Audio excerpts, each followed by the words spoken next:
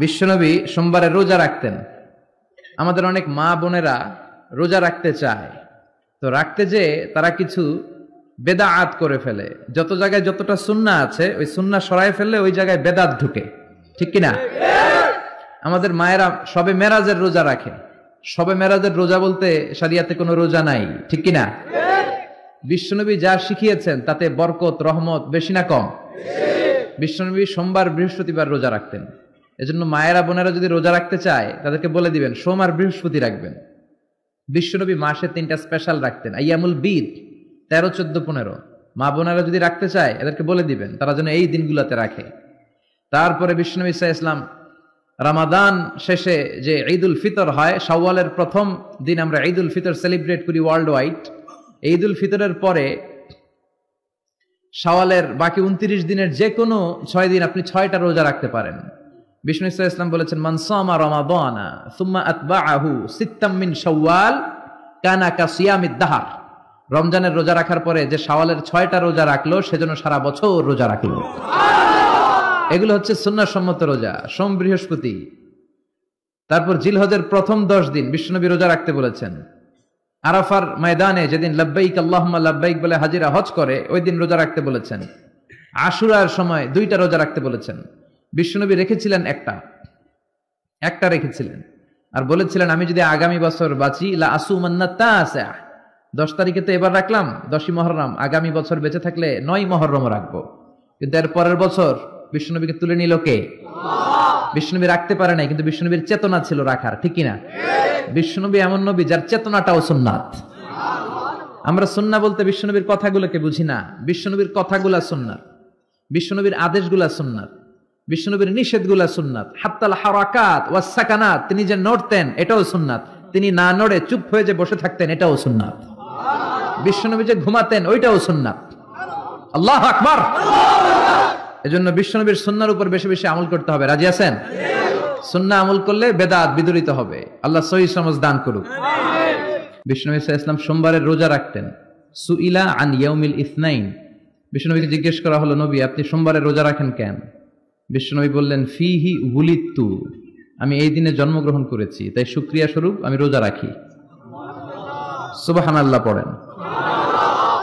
এজন্য বিশ্বনবী সাল্লাল্লাহু আলাইহি ওয়াসাল্লাম ওনার জন্ম দিবসটাকে উদযাপন করতেন শুকরিয়ার মাধ্যমে, রোজা রাখার মাধ্যমে। এজন্য বিশ্বনবী সাল্লাল্লাহু আলাইহি ওয়াসাল্লামের জন্মদিবস অনুযায়ী যদি আপনারা ওই দিন অনুযায়ী কোনো আলোচনা প্রোগ্রাম করেন খুব ভালো, আর সেলিব্রেট করলে রোজা রেখে সেলিব্রেট করবেন, শুকরিয়া যে আমরা বিশ্বনবীকে পেয়েছি। বিশ্বনবী এমন নবী যে নবীকে বাদ দিলে কোরআন বোঝা যায় না, যে নবীকে বাদ দিলে হাদিস বোঝা যায় না, যে নবীকে বাদ দিলে হজ বোঝা যায় না, যে নবীকে বাদ দিলে ইসলাম বোঝা যায় না। শবে মেরাজের আমল বলতে কোনো কিছু আছে কিনা, এটা একটা বড় প্রশ্ন। আমরা যখনই রজব মাস শুরু হয় তখনই আমরা জিজ্ঞাসা করতে থাকি আলেমদের কাছ থেকে যে শবে মেরাজের নামাজ কিভাবে পড়বো, এই শবে মেরাজের আমলটা কি। শবে মেরাজ উপলক্ষে সারা রাত জেগে ইবাদত করা এবং শবে মেরাজ উপলক্ষে 26তম দিন পার হয়ে 27তম রাত যখন শুরু হয় তখন সাহারি খেয়ে 27 রজবে রোজা রাখা, এটা আমাদের সমাজে বহুল প্রচলিত। অথচ ভাইরা আমার, যেটা আমরা শুরুতে বলেছি, রজব মাসের 27 তারিখে নবী সাল্লাল্লাহু আলাইহি ওয়াসাল্লামের মেরাজ হয়েছে এমনটি নিশ্চিত কোনো বিষয় নয়। নবীজির মেরাজ হয়েছে সেটা মহাসত্য, সেটা চরম সত্য। সেটা কি রজবে হয়েছে না জমাদাল, নাকি সেটা রবিউল আউয়ালে হয়েছে, নাকি রমাদানে হয়েছে, নাকি শাওয়ালে হয়েছে, 15-16টি মত আছে ইতিহাসবিদদের। যদি ধরেও নেই আমরা রজবের এই 27 তারিখে হয়েছে, যেমন কোন কোন ইমামগণ বলেছেন, সে আলোকে যদি আমরা ধরেও নেই, তারপর আমরা বলবো নবী সাল্লাল্লাহু আলাইহি ওয়াসাল্লামের মেরাজ হয়েছে হিজরতেরও আগে। এরপর নবী সাল্লাল্লাহু আলাইহি ওয়াসাল্লাম প্রায় 11 বছর বেঁচে ছিলেন। এই পুরো সময় জুড়ে কখনো তিনি মেরাজ দিবস, মেরাজ রজনী উদযাপন এটা তিনি কখনো করেছেন বলে কোনো জাল বা জয়ীফ হাদিসে পর্যন্ত বর্ণিত হয়নি। বিধায় মেরাজের এই ঘটনার পুনরাবৃত্তি বা এই ইতিহাস, ওই তারিখটা পুনরাবৃত্তিকে আপনার কেন্দ্র করে প্রতি বছর একটা বিশেষ দিনকে শবে মেরাজ উদযাপন করা, রাতভর বিশেষভাবে ইবাদত করা, দিনভর বিশেষ গুরুত্ব দিয়ে রোজা রাখার কথা বিশুদ্ধ কোনো হাদিস দ্বারা প্রমাণিত নয়। আমরা শুধুমাত্র মেরাজের বিষয় থেকে শিক্ষা গ্রহণ করব, মেরাজ থেকে আনিত নামাজটা আমরা আদায় করব। এর বাইরে এই তারিখকে কেন্দ্র করে রাতভর ইবাদত, অন্য সময় নফল নামাজ পড়েন, আপনি এই দিনে নফল নামাজ পড়ার নিষেধ নাই, কিন্তু মেরাজকে কেন্দ্র করে কোনো নামাজ, মেরাজকে কেন্দ্র করে কোনো রোজা, এটা কোনো বিশুদ্ধ হাদিস দ্বারা বর্ণিত হয় নাই। অনেকে এই রজব মাসে বিশেষ উমরা করেন, যেটাকে উমরায়ে রজবিয়া বলে। এটা বিশেষ ফজিলতের কথা মানুষ নিজেরা অনেকে বানিয়ে নিয়েছে, অথচ এটিও কোনো বিশুদ্ধ হাদিস দ্বারা বর্ণিত হয়নি। অনেকে 27 রজবে সালাতুর রাগায়েব নামে বিশেষ প্রক্রিয়া, বিশেষ নামাজ পড়ে, এটাও কোনো হাদিস দ্বারা বর্ণিত হয় নাই। আল্লাহ কোরআনে বলেছেন, মা আতাকুমুর রাসূলু ফাখুযু ওয়া মা নাহাকুম আনহু ফান্তাহু, তোমাদেরকে রাসূল যা দিয়েছেন সেটা আঁকড়ে ধরো, যা নিষেধ করেছেন সেটা থেকে তোমরা বেঁচে থাকো। মন গড়া কোনো আমল করলে সওয়াব তো হবেই না, উল্টা বরং গুনাহ হবে। আমাদের সমাজে অনেক মানুষ আছেন যারা আজকাল এই সমস্ত কথা শুনলে বলেন যে এটা নাই সেটা নাই, কিছু লোক বাইরে হয়েছে, এটা নাই সেটা নাই শুধু বলে। ভাইরা বাবারা আমার, কোরআন এবং হাদিসে যদি থাকে আপনি 100 বার আমল করেন, আপনি একটু দেখেন, একটু যাচাই করেন, একটু চেক করেন। কোরআন হাদিস অনুবাদ হয়ে গেছে, কোনো বই পুস্তক নয়, হয় কোরআনে, আল্লাহর নবী করিম সাল্লাল্লাহু আলাইহি ওয়াসাল্লামের কোন হাদিসে। ইসলাম ফাউন্ডেশন প্রায় সবগুলো বই অনুবাদ করেছে, বড় বড় প্রসিদ্ধ হাদিস গ্রন্থগুলো। আপনি চেক করে দেখেন যে মেরাজের রাতকে কেন্দ্র করে, মেরাজের দিনকে, দিবসকে কেন্দ্র করে কোনো আমল সাহাবা ইকরাম করেছে কিনা, নবী সাল্লাল্লাহু আলাইহি ওয়াসাল্লাম করেছে কিনা। তিনি যদি করে আপনি কেন করবেন না? আর যদি তিনি না করেন তো মনে রাখবেন, দেখতে মনে হয় নামাজ ভালো জিনিসই তো, আবার এখানে বাধা কেন? অনেকে বলেও যে রাত্রে মানুষ নামাজ পড়বে, চুরি তো করবে না, গান তো শুনবে না, তাহলে কিছু হুজুররা বাধা কেন দেয়? ভাইরা আমার, নামাজ আপনি পড়েন, এটাতে কোনো সমস্যা নেই, কিন্তু এই রাতে কোরআন হাদিসের নির্দেশ, ইসলামের নির্দেশ মনে করে যদি কোনো কাজ করেন, অথচ ইসলাম আপনাকে নির্দেশ করে নাই, তাহলে সেটা হলো মন গড়া আমল। মন গড়া আমলকে বলা হয় বিদআত, আর বিদআত হলো গোমরাহি, ভ্রষ্টতা। ওয়া কুল্লু দালালাতিন ফিন্নার, আর নবীজি বলেছেন সকল ভ্রষ্টতার ঠিকানা কোথায়? জাহান্নাম। আমরা যখন খেতে চাষ করি, চাষ করলে শুধুমাত্র যখন আপনি ধানের গাছ লাগান, শুধু ধান গাছ হয় না সাথে আগাছাও হয়? আগাছা দেখতে ধানের মতো না? আমরা কি সেই আগাছাগুলো রেখে দেই নাকি আস্তে আস্তে তুলে ফেলে দেই?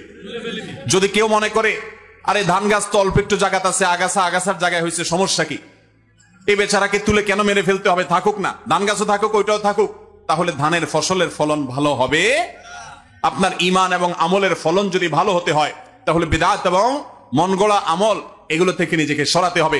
আপনি এমনি নিজে থেকে নফল আমল করেন, সেটা ভিন্ন কথা, কিন্তু বিশেষ কোন দিবসে কোরআন হাদিসে আছে বা ইসলামের নির্দেশ মনে করে, বিশেষ ফজিলত মনে করে যখন করবেন, তখন সেটা বিদআতে পর্যবসিত হবে। অতএব মেরাজ এটাকে উদযাপন নয়, আসুন মেরাজকে উপলব্ধি করার চেষ্টা করি।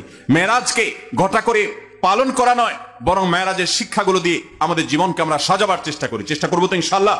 আল্লাহ রাব্বুল আলামিন আমাদের সবাইকে মেরাজের এই গুরুত্ব বুঝার তৌফিক দান করুন।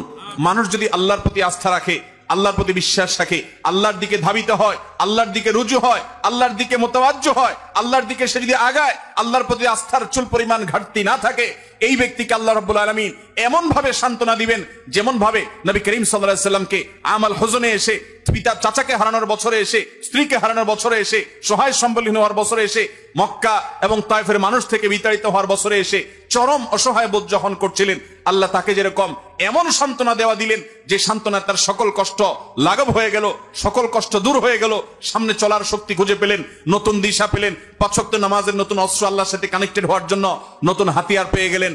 তাকে যেরকম আল্লাহ তাআলা সান্ত্বনা দিয়েছেন, মেরাজের ঘটনা আমাদেরকে শিক্ষা দেয়, আমাদের জীবনে যত বিপদ আসুক, যত পেরেশানি আসুক, আমরা আল্লাহর দিকে রুজু থাকবো, আল্লাহর দিকে ধাবিত থাকবো।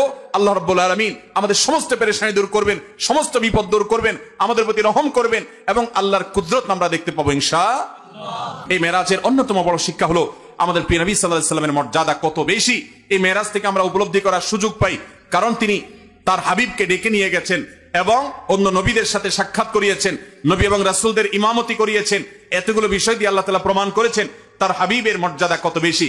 সেই সাথে মসজিদে আকসা এবং বাইতুল মাকদিসের যে মর্যাদা অনেক বেশি, সেটাও কিন্তু এই মেরাজের ঘটনা থেকে বোঝা যায় যে আল্লাহর হাবিবকে আল্লাহ তাআলা সেখানে প্রথমে নিয়ে গেছেন এবং বলেছেন কোরআনে যে তার চতুর্পাশে আল্লাহ তাআলা বারাকা দিয়েছেন। অতএব আমরা মেরাজের এই সকল শিক্ষাগুলো আমরা অর্জন করার চেষ্টা করবো তো ইনশাআল্লাহ, এই শিক্ষাগুলো ধারণ করবো তো আমরা ইনশাআল্লাহ। আল্লাহ আমাদেরকে তৌফিক দান করুন। মোহতারাম হাজরিন, মসজিদে আকসায় যদি কেউ 1 রাকাত সালাত আদায় করে, বিভিন্ন রকম বর্ণনা আছে, কোন কোন বর্ণনা আছে আল্লাহ রাব্বুল আলামিন তাকে 500 রাকাত নামাজের সওয়াব দান করবেন। বহু নবী রাসূলগণ যে মসজিদের ইমাম ছিলেন, মুয়াজ্জিন ছিলেন, মুক্তাদি ছিলেন, সেই মসজিদে আল্লাহ রাব্বুল আলামিন জীবনের মৃত্যুর আগে আমাদেরকে একবার হলেও যাওয়ার তৌফিক দান করুন। অভিশপ্ত ইহুদিদের হাত থেকে দখল মুক্ত করে এই মসজিদকে মুসলমানদের অধীনে এনে মুসলমানদেরকে গোটা পৃথিবী থেকে যাওয়ার তৌফিক আল্লাহ তাআলা দান করুন। সবার চেষ্টা করবো তো ইনশাআল্লাহ। হাদা মা ইনদি ওয়াল ইলমু ইনদাল্লাহ ওয়া জাযাকুমুল্লাহু খায়রা ওয়াসসালামু আলাইকুম ওয়া রাহমাতুল্লাহি ওয়া বারাকাতুহু।